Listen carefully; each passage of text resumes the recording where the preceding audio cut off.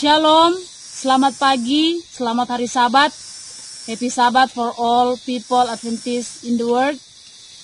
Saat ini kita akan memulaikan acara keluarga.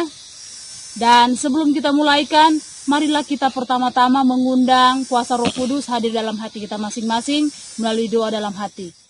Mulai.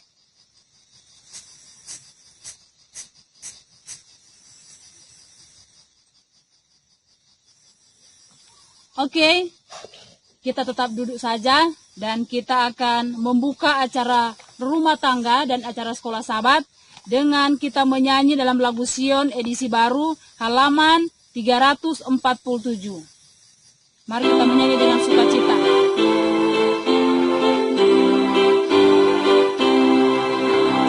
Ingat hari Sabat, hari yang terindah, yang diberkati Allah, yang disucikannya, yang berikan perdamaian dengan sukacita, sinar kemuliaan turun dari surga.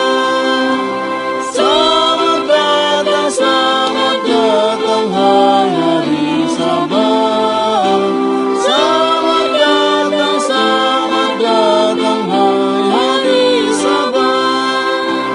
Sucikanlah Sabat dan sembahlah Yesus yang jadi juru selamat bagi manusia.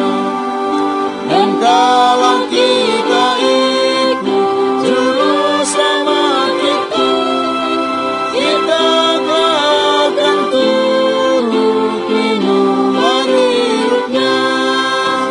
Selamat datang hai hari Sabat. Selamat datang hai hari Sabat. Karena Sabat dan sembahyang suci, jamnya kita gunakan bersyukur dan puji. Oh Juru Selamat Yesus, indahlah cintamu, marilah dan tinggallah di dalam hatiku. Selamat datang hai hari Sabat.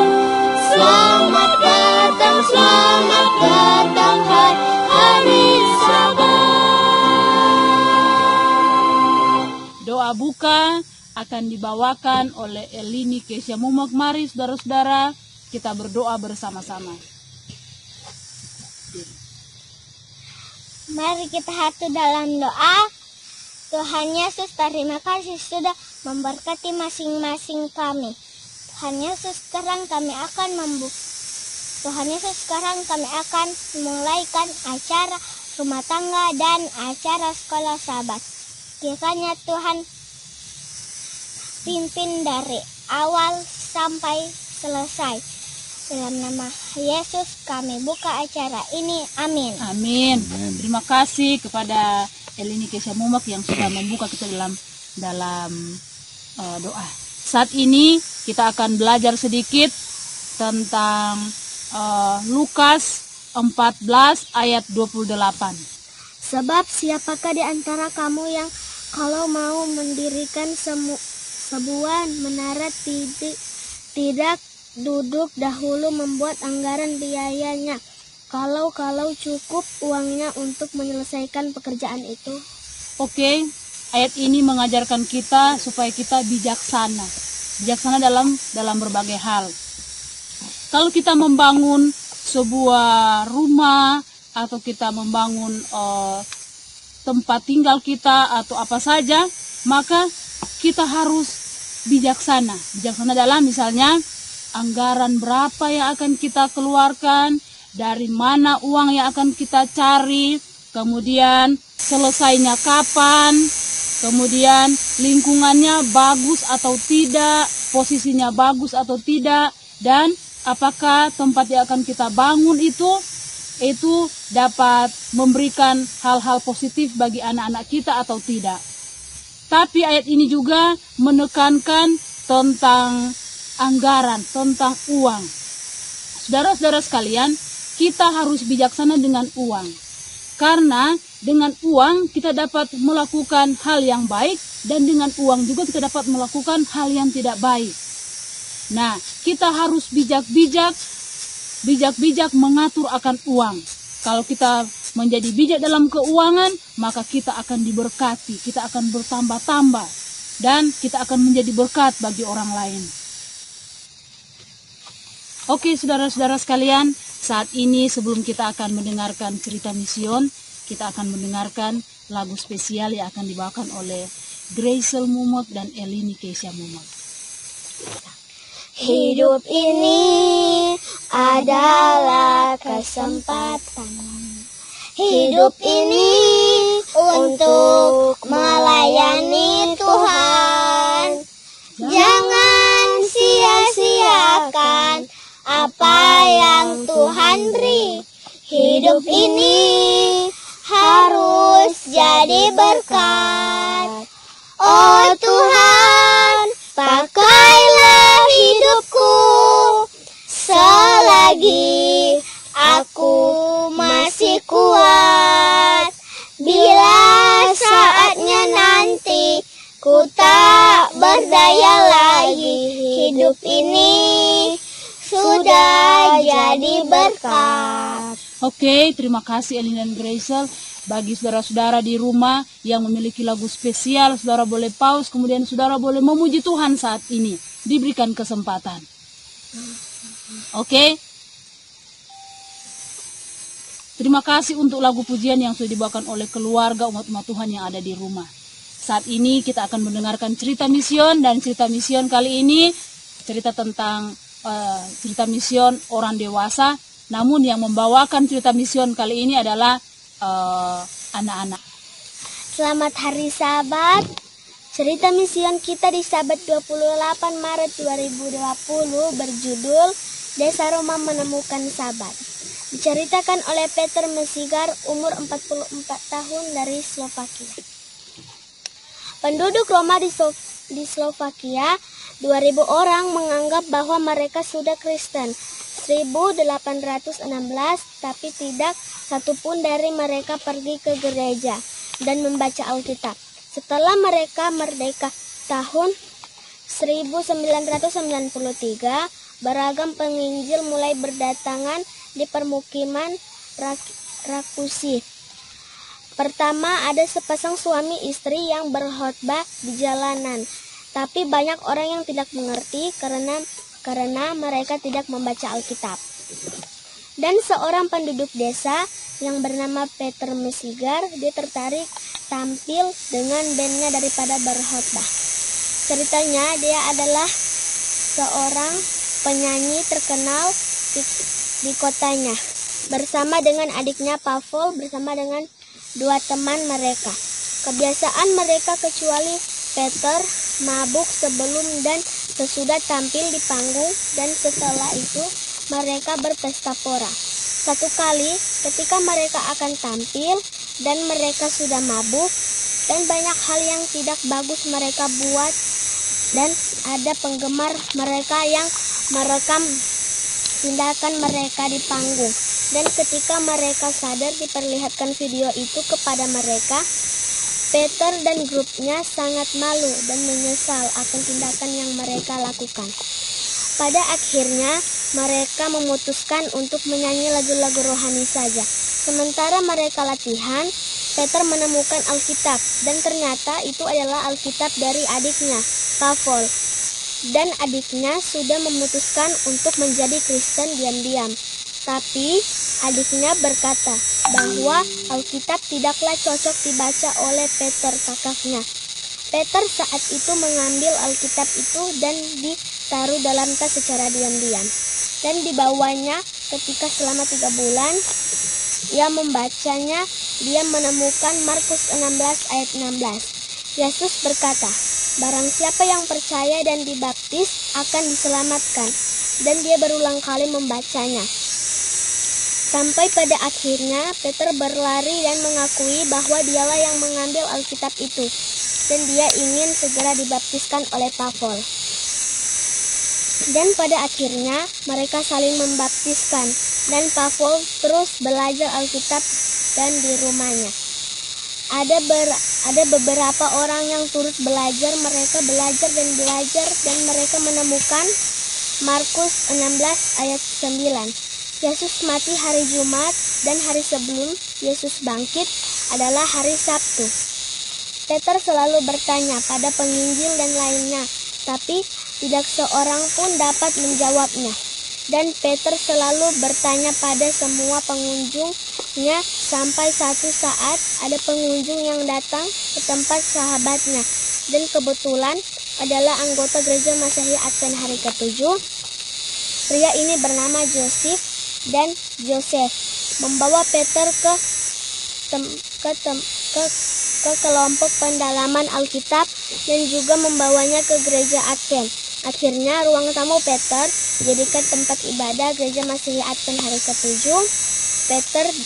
Peter, adiknya dan 24 orang dari kelompok pendalaman Alkitab dibaptiskan menjadi anggota gereja Masehi Advent hari ke-7.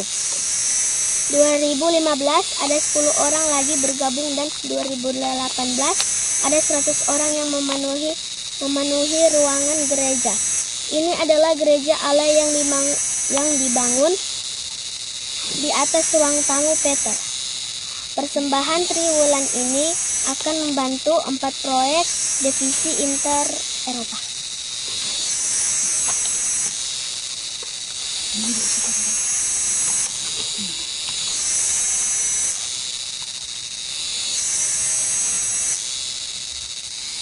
Oke, terima kasih untuk Graciel yang sudah membawakan cerita mision dari Tanah Seberang.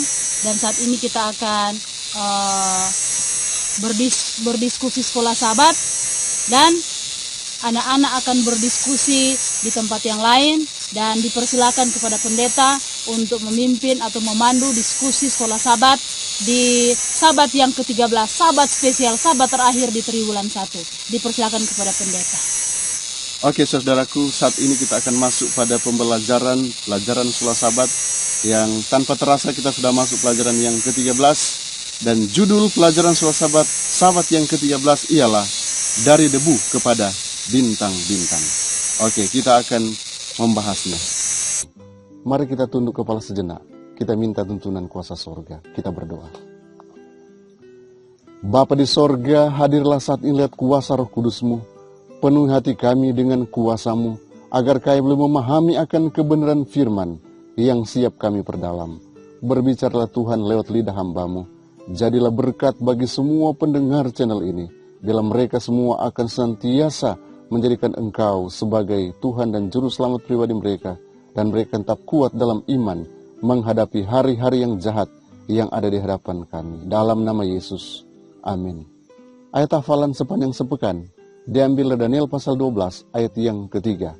Firman Tuhan berkata, dan orang-orang bijaksana akan bercahaya seperti cahaya cakrawala, dan yang telah menuntun banyak orang kepada kebenaran seperti bintang-bintang, tetap untuk selama-lamanya. Kita tahu bersama bahwa kitab Daniel dibuka dengan satu kisah yang tragis, di mana umat Allah, orang-orang Israel, dibawa ke penawanan di Babel. Namun saudara, di akhir daripada kitab Daniel yang akan jadi pembahasan inti kita pada saat ini, diakhiri dengan satu cerita yang sungguh luar biasa indah. Oleh karena Mikael berdiri membela umat Tuhan. Saudaraku, kita akan ringkaskan pelajaran sekolah Sabat kita dengan 5 poin penting. Yang pertama, tampilnya Mikael. Dan yang kedua, masa kesusahan. Kemudian yang ketiga, kita akan berbicara tentang kebangkitan. Yang keempat, yaitu waktu pemeteraian. Dan yang kelima, kita akan bahas waktu penyingkapan itu sendiri. Saudara-saudaraku, mari kita masuk pada poin yang pertama, tampilnya Mikael. Mari kita buka Alkitab kita bersama-sama dalam Daniel pasal 12 ayat yang pertama. Pada waktu itu juga akan muncul Mikael, pemimpin besar itu yang akan mendampingi anak-anak bangsamu. Saudara, pemazmur bertanya-tanya sehubungan dengan hal ini. Siapa yang akan tampil menjadi pembela bagi kita? Di dalam Mazmur pasal 94 ayat 16. Siapakah yang tampil bagiku melawan orang-orang yang melakukan kejahatan? Peran ini dilakukan oleh Mikael. Dia tampil untuk membela umat Tuhan. Saudaraku yang diberkati Yesus Kristus, ada dua hal penting yang perlu kita pahami sehubungan dengan tampilnya Mikael. Oleh karena di dalam ayat-ayat dalam pembahasan kita Daniel pasal 12, yang pertama mengarahkan kepada umat Tuhan yang selalu dilindungi oleh Mikael. Mikael tampil sebagai pembela daripada umat Tuhan di masa-masa kesesakan. Dan yang kedua, Mikael juga tampil di hadapan pengadilan untuk membela umat Tuhan. Jadi sungguh luar biasa saudaraku. Mikael yang adalah pemimpin besar itu, yang notabene-nya adalah Yesus sendiri. Dia tampil menjadi pembela umat Tuhan pada masa kesesakan. Dan dia juga tampil sebagai pembela bagi umat Tuhan tatkala pengadilan dilaksanakan. Saudaraku, untuk poin selanjutnya, waktu kesusahan. Kita buka Alkitab kita dalam Yeremia pasal 30 ayat yang ke-7. Hai, alangkah hebatnya hari itu, tidak ada taranya. Itulah waktu kesusahan bagi Yakub, tetapi ia akan diselamatkan daripadanya. Saudara, waktu kesusahan ini merujuk kepada waktu di mana Yakub bergumul. Apakah dia akan diterima oleh kakaknya atau tidak? Dan pergumulan inilah yang dimaksudkan di dalam pembahasan Daniel pasal yang ke-12. Waktu kesusahan ini dialami oleh umat Tuhan. Mereka mulai bertanya, apakah saya layak diselamatkan? Apakah saya ini orang yang berdosa? Karena ingat saudaraku, masa kesukaran ini akan diikuti dengan 7 kutuk. Pada kutuk yang pertama, umat Tuhan mungkin akan mulai bertanya, apakah saya nantinya akan melewati kutuk ini? Dan mereka mulai bergumul. Mereka mulai bergumul. Semakin mereka bergumul, mereka akan semakin dekat dengan Tuhan. Dan saudara, inilah uniknya masa kesusahan yang akan dialami oleh umat Tuhan. Semakin mereka merasa bahwa mereka tidak layak, mereka akan semakin berserah penuh kepada Tuhan. Sebaliknya saudaraku, anak-anak dunia yang tidak mau memilih Yesus, mereka akan ditimpa dengan kebinasaan. Saudaraku, pada saat ini, ketika umat Tuhan berada di masa kesusahan, mereka mulai memeriksa diri mereka sendiri. Apakah nama mereka tercatat di dalam buku kehidupan atau tidak? Saudaraku, poin ini mengajak kita semua untuk senantiasa mempersiapkan diri kita sejak saat ini. Waktu ini adalah waktu persiapan di mana saudara dan saya perlu mempersiapkan hati saudara, sehingga ketika memasuki masa kesesakan itu, walaupun mungkin kita akan mulai bertanya dalam diri kita, apakah saya layak atau tidak? Tapi yang pasti, Tuhan akan melayakkan saudara. Tuhan akan memampukan saudara. Dan Tuhan pastinya akan berikan kekuatan pada waktunya. Poin selanjutnya yaitu kebangkitan. Kita buka dalam Daniel pasal yang ke-12 ayat yang kedua. Firman Tuhan berkata, dan banyak dari antara orang-orang yang telah tidur dalam debu tanah akan bangkit. Sebagian untuk mendapat hidup yang kekal, sebagian untuk mengalami kehinaan dan kengerian yang kekal. Saudara, di dalam Daniel pasal 12 ada 2 referensi yang mengarahkan kepada kebangkitan. Yang pertama di ayat yang kedua dan yang kedua di ayat yang ke-13. Dengan kata lain, kitab Daniel pasal 12 ayat 2 dan ayat 13 memberikan jaminan kepada umat Tuhan bahwa sekalipun harus mati dalam debu, pada satu saat nanti akan dibangkitkan. Ini sungguh peristiwa yang luar biasa. Saudara, di dalam Pengkhotbah pasal 9 ayat 5 dan 10, kita tidak dapat melakukan apa-apa. Bahkan kita tidak dapat berpikir tatkala kita berada di dalam dunia orang mati. Demikian juga dengan Mazmur pasal 115 ayat 17. Kita tidak dapat memuji Allah tatkala kita sudah ada di dunia orang mati. tetapi satu hal yang sungguh luar biasa. Yesus telah mengalahkan kematian untuk saya dan saudara. Yesus sudah mengambilnya, dan Yesaya pasal 25 ayat yang ke-8 memberikan informasi kepada kita bahwa orang-orang kudus yang tetap hidup menurut kehendak Tuhan diberikan jaminan untuk tetap hidup kekal selama-lamanya. Saudara-saudaraku, yang menjadi pertanyaan bagi kita di poin ini ialah, apakah saudara-saudara akan termasuk pada golongan yang akan dibangkitkan dan yang akan diselamatkan, atau saudara-saudara akan termasuk dalam golongan yang dibangkitkan dan kemudian akan dibinasakan? Saudaraku, waktu inilah kita gunakan untuk terus memeriksa diri kita, sehingga kita boleh ada di posisi di mana kita akan dibangkitkan dan kemudian kita akan diselamatkan. Kita lanjut kepada waktu pemeteraian. Daniel pasal 12 ayat yang keempat. Tetapi engkau, Daniel, sembunyikanlah segala firman itu dan meteraikanlah kitab itu sampai pada akhir zaman. Banyak orang akan menyelidikinya dan pengetahuan akan bertambah. Saudara, kapan waktu pemeteraian itu? Kitab Daniel disebutkan sebagai kitab yang dimeteraikan. Berbeda dengan kitab Wahyu. Kitab Wahyu membukakan bagi kita dalam Wahyu pasal 22 ayat 10. Namun demikian, meterai akan dibuka pada saat yang telah ditentukan. Maka kitab tersebut akan dapat dipahami sepenuhnya. Saat itu adalah akhir zaman. Jadi waktu pemeteraian itu adalah akhir zaman. Dan Nyonya White menulis banyak sehubungan dengan akhir zaman itu. Bahkan dia memberikan referensi bahwa tahun 1798 adalah permulaan daripada akhir zaman, tatkala Paus Pius yang ke-6 ditangkap oleh Jenderal Bartier dan ditawan. Saudara, tanda-tanda waktu terakhir di mana orang-orang mulai menyelidiki akan firman Tuhan dan mulai membuka akan kitab-kitab dan mulai menyelidikinya. Dan saudaraku, di masa-masa ini muncul banyak ekspositor di Inggris. Dan bukan hanya itu. Di Timur Tengah ada Joseph Wolf. Dan juga ada Manuel Lacunza di Amerika Selatan.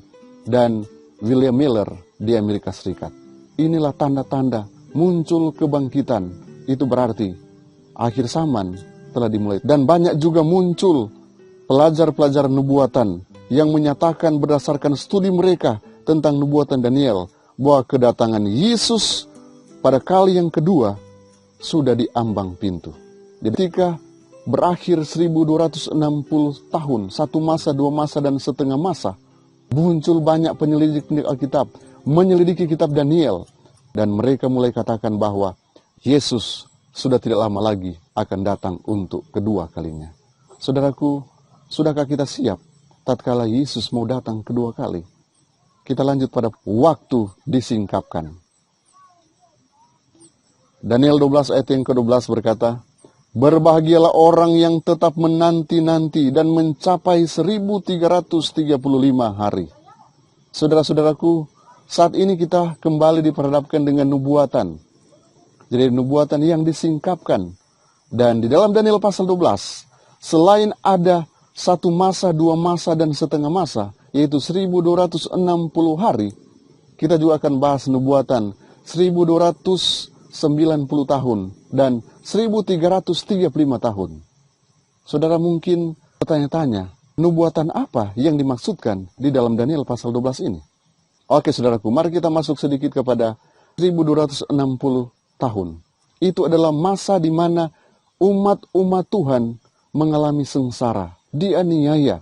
Itu kita tahu bersama, dimulaikan 538, di mana salah satu kerajaan Arian yang kemudian menentang keras akan kepausan, akhirnya runtuh.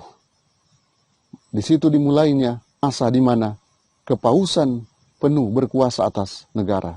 Dan saudara, itu berakhir pada tahun 1798, tatkala Paus Pius ditangkap oleh Jenderal Bartier. Nubuatan 1290 hari itu dimulai tahun 508. Ada peristiwa apa di tahun 508? Seorang raja Prancis, yaitu Raja Clovis, setelah dia menaklukkan salah satu penyokong Arianisme tahun 508, dia kemudian menjadi seorang Katolik. Dia dibaptiskan menjadi pengikut sistem kepausan. Dan tidak heran, saudaraku, tidak heran Prancis disebut saudara tertua daripada kepausan. Oleh karena itu, saudaraku, disinilah dimulainya nubuatan 1290 hari yang berakhir pada tahun 1798. Sama persis dengan keruntuhan daripada kepausan. Dan kemudian, saudaraku, bagaimana dengan 1335 tahun itu? Itu dimulai di waktu yang sama, yaitu tahun 508. Itu berakhir pada tahun 1843, di mana muncul kebangunan yang besar, dan kemudian William Miller mulai menyampaikan pekabaran permulaannya tentang kedatangan Yesus di antara tahun 1843 dan 1844. Saudaraku, inilah secara singkat nubuatan yang diungkapkan di dalam Daniel pasal yang ke-12. Dan inilah, saudaraku, nubuatan yang terakhir yang ada dalam Daniel pasal yang ke-12. Saudaraku, Nyonya White di dalam buku Education, chapter 19, halaman 178 berkata, sejarah yang telah ditandai oleh Akulah Tuhan dalam perkataannya menghubungkan mata rantai demi mata rantai dalam rantai nubuatan sejak zaman kekekalan yang silam sampai kepada zaman kekekalan yang akan datang, menjelaskan di mana kita berada dalam perjalanan zaman dan apa yang dapat diharapkan pada masa yang akan datang. Segala sesuatu yang diramalkan nubuatan akan berlaku hingga sekarang ini. Telah ditelusuri di atas halaman sejarah, dan kita boleh merasa pasti bahwa segala sesuatu yang akan datang akan dipenuhi secara berurutan. Saudaraku, kita yakini, seperti halnya nubuatan-nubuatan yang sudah diungkapkan, kita yakini bahwa Tuhan itu pasti. Satu kali, mahasiswa pelajar Daniel, mereka bingung dengan apa yang sementara dibahas dalam kitab Daniel. Sehingga mereka meluangkan waktu mereka untuk datang di lapangan basket. Dan mereka mulai bermain basket. Kemudian mereka melihat ada seorang penjaga di tempat basket itu yang sedang membaca Alkitab. Dan kemudian mereka bertanya, Bapak Joe, apa yang Anda baca? Oh, saya sedang membaca kitab Daniel. Kemudian mahasiswa ini katakan, bukankah kitab Daniel itu sulit dan bahkan pasti apa yang Anda baca, Anda tidak mengerti, bukan? Tetapi Bapak Joe ini katakan, oh, kitab Daniel ini sungguh luar biasa dan saya mengerti akan kitab Daniel ini. Kemudian dia lanjutkan, yang saya baca bahwa Allah adalah pemenang. Saudaraku, sungguh satu kesimpulan yang sederhana, namun satu kesimpulan yang sangat luar biasa. Oleh karena di keseluruhan kitab Daniel, ternyata benar, Allah adalah pemenang. Dan itu berarti jika Allah adalah pemenang, umat-umat Allah yang adalah pengikut-pengikut Tuhan sendiri juga adalah pemenang yang sejati. Karena itu, saudaraku, marilah kita tetap menjadi orang-orang yang menang. Kita akan tetap tunjukkan kepada semua orang yang di sekitar kita bahwa kita adalah orang-orang yang menang. Tuhan Yesus memberkati kita semua. Mari kita tunduk kepala, kita berdoa. Bapa di sorga, Engkaulah yang akan terangi pikiran kami, sehingga kami akan lebih mengerti akan pelajaran yang sudah kami bahas saat ini. Engkaulah yang nantinya akan memperjelas lebih jelas dalam kedalaman pikiran kami, sehingga setiap waktu kami akan gunakan untuk lebih dekat dengan Tuhan, lebih setia, lebih mengandalkan Tuhan dalam perjalanan iman kami. Kami menyerahkan kehidupan kami, hamba menyerahkan kehidupan anak-anak Tuhan yang mendengarkan channel ini hanya ke dalam tangan-Mu. Berkat-berkat surgawi menjadi bagian mereka. Karena hamba berdoa, memohon berkat dalam nama Yesus Tuhan dan Juru Selamat kami. Amin. Oke, saudara-saudara sekalian, kita akan menyanyi satu lagu. Kemudian saudara-saudara yang ada di rumah boleh menyanyi lagu spesial. Kita menyanyi, marilah kita bersuka cita.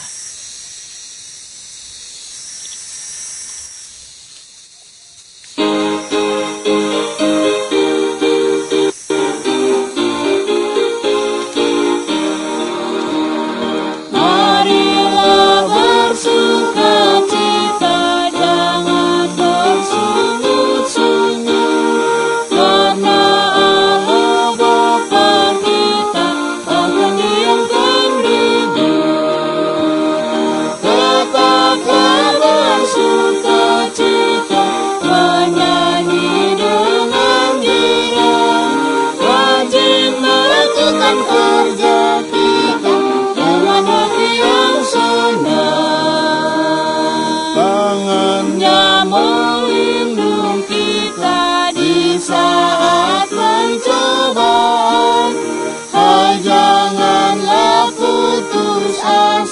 ingatlah janji Tuhan. Tetaplah bersuka cita, menyanyi dengan girang, rajin melakukan kerja kita dengan hati yang senang. Oke, saudara-saudara yang ada di rumah boleh menyanyikan lagu-lagu pujian untuk Tuhan sementara dalam menyiapkan bahan khotbah. Oke, saat ini kita akan memberi persembahan untuk Tuhan. Kita siapkan persembahan kita dan kita akan berikan persembahan. Kita menyanyi bersama-sama. Dengar sabda Allah.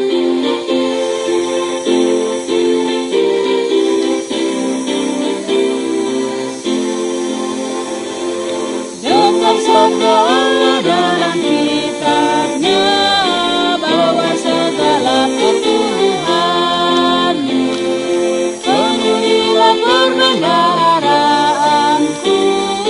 Demikian sabda Allah, bawalah segala perpuluhan, cobailah akan Allahmu.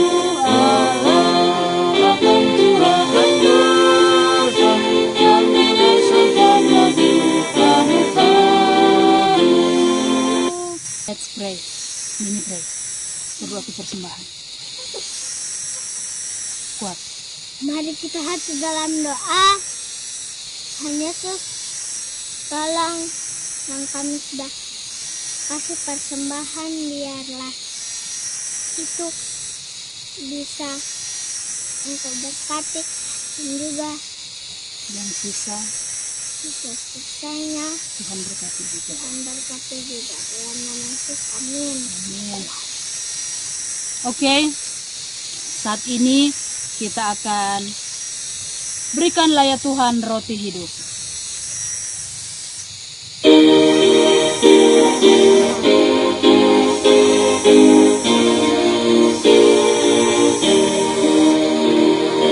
Berikanlah ya Tuhan roti hidup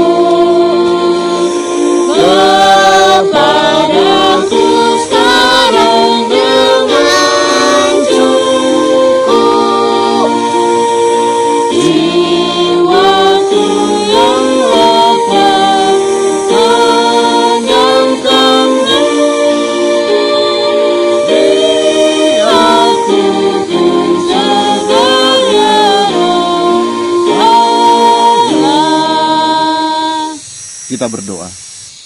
Bapa di sorga, siapkan hati kami, karena kami siap merenungkan akan kebenaran firman-Mu. Dalam nama Yesus. Amin. Tersahabat Grisel, sahabat Elini, Sahabat, oke, selamat tersahabat semua. sahabat, Dimanapun kita berada, di tengah-tengah dunia yang saat ini mungkin dipenuhi dengan ketakutan, tapi puji Tuhan, di tengah-tengah keluarga kita boleh bersama-sama dalam satu sukacita. Kita boleh beribadah bersama-sama. Paling tidak, kita boleh ada bersama-sama dengan anggota keluarga kita. Kita boleh memuji Tuhan. Sekalipun kita tidak bersama-sama di Ka'bah Tuhan yang suci, tapi Tuhan sendiri berkata bahwa di mana ada 2-3 orang berkumpul dan memanggil nama Tuhan, di situ Tuhan hadir. Puji Tuhan, saudaraku, berapa di antara kita mungkin yang penuh dengan ketakutan? Oh, saudaraku, sebagai anak-anak Tuhan, mungkin kita dipenuhi dengan kekhawatiran. Dan firman Tuhan berkata di dalam Injil Lukas pasal 21 ayat yang ke-26, bahwa orang-orang akan mati ketakutan oleh karena kecemasan berhubungan dengan segala apa yang menimpa dunia ini. Wajar, saudara, jika ada orang yang ketakutan akan kematian. Dan saudara, di sekitar kita pun mungkin orang-orang yang sempat bersama-sama dengan kita dipenuhi dengan kecemasan, dengan ketakutan. Dan Alkitab sudah menubuatkan bahwa memang akan ada ketakutan, bahkan ketakutan yang mendatangkan kematian. Saudara, menurut penelitian, orang bisa mati dengan ketakutan. Karena itu, saudara-saudaraku, kita yang memiliki iman kepada Kristus, kita perlu yakin sepenuhnya bahwa Tuhan berada di atas segala-galanya. Karena itu saudaraku, sebagai anak-anak Tuhan, kita perlu memiliki Kristus sebagai kebenaran kita. Dunia dihebohkan dengan corona. Namun ada yang sempat katakan bahwa corona itu ialah Christ our righteousness in all nation. Artinya Kristus adalah kebenaran di atas muka bumi ini, saudaraku. Dan bukan hanya itu, saudaraku. Bukannya Kristus yang adalah kebenaran, bahwa Kristus adalah segala-galanya di atas segala sesuatu. Nah, karena itulah saat yang indah ini, kita jadikan Kristus di atas segala-galanya, kita akan bisa melupakan ketakutan yang menimpa dunia ini dengan memfokuskan perhatian kepada Yesus.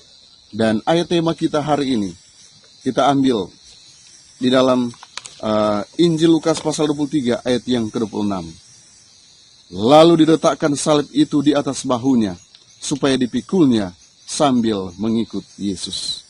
Ini adalah satu ayat, bahkan satu-satunya ayat yang merujuk kepada Simon orang Kirene yang kemudian memikul salib Yesus. Nah, dari peristiwa ini kita boleh mendapatkan beberapa pelajaran penting yang kiranya ini boleh motivasi kita yang memiliki Yesus yang adalah kebenaran kita.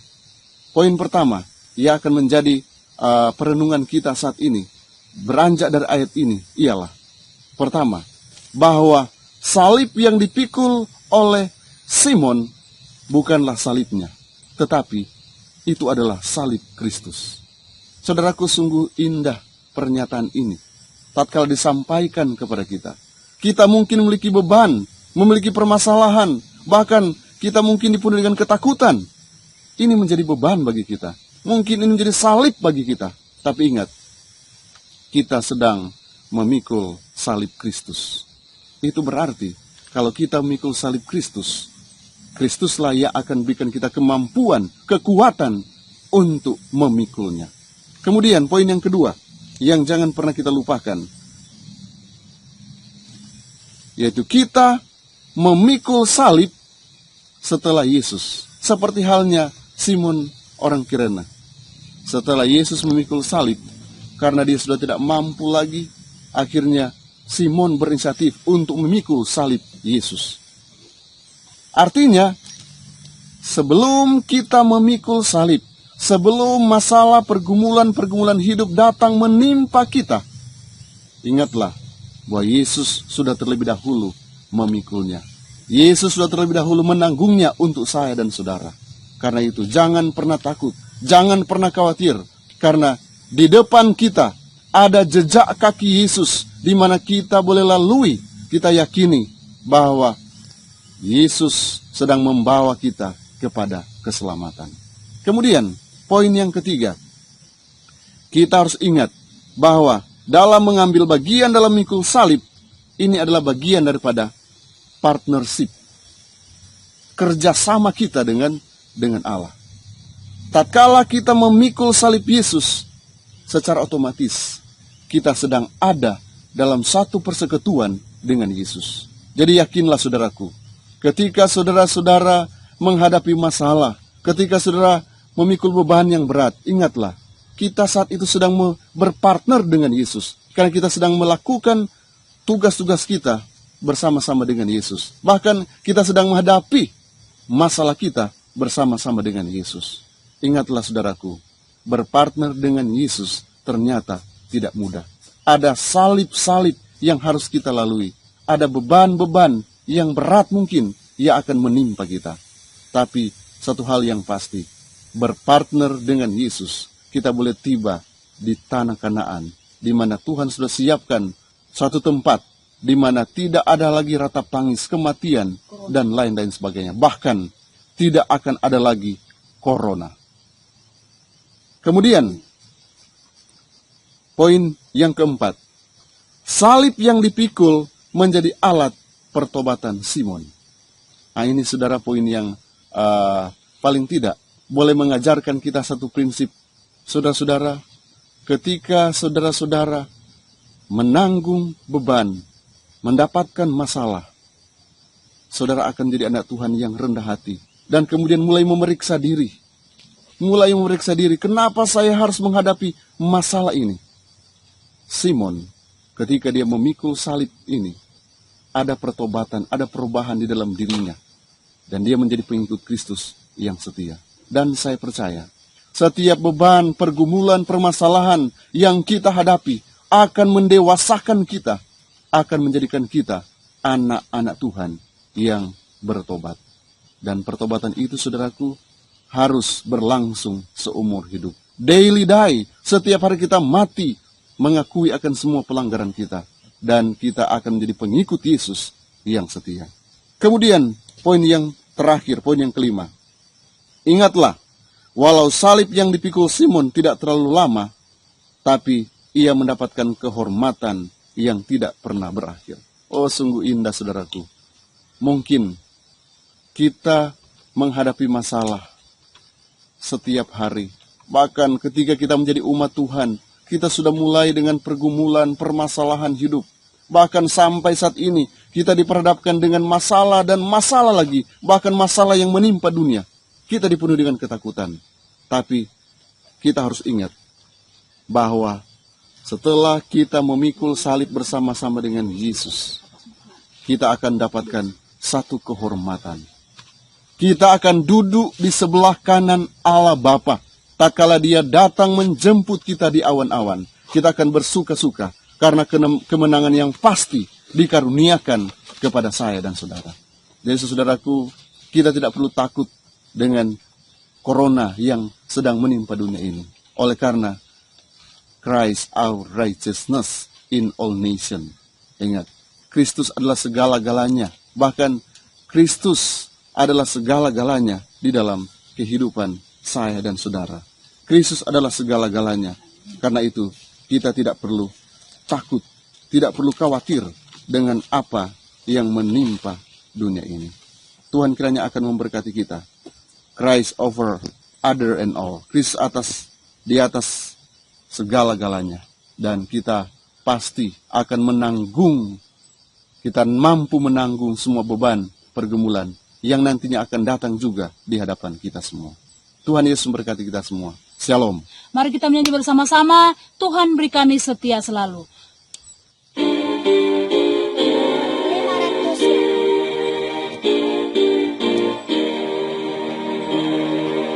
Tuhan beri kami setia selalu hingga kapanlah muliamu, hingga dalammu percaya teguh. Tuhan beri kami setia selalu. Mari kita tunduk kepala, kita berdoa. Bapa di sorga, Engkaulah yang akan terangi pikiran kami, sehingga kami akan lebih mengerti akan pelajaran yang sudah kami bahas saat ini. Engkaulah yang nantinya akan memperjelas lebih jelas dalam kedalaman pikiran kami, sehingga setiap waktu kami akan gunakan untuk lebih dekat dengan Tuhan, lebih setia, lebih mengandalkan Tuhan dalam perjalanan iman kami. Kami menyerahkan kehidupan kami, hamba menyerahkan kehidupan anak-anak Tuhan yang mendengarkan channel ini hanya ke dalam tangan-Mu. Berkat-berkat surgawi menjadi bagian mereka. Karena hamba berdoa, memohon berkat dalam nama Yesus Tuhan dan Juru Selamat kami. Amin.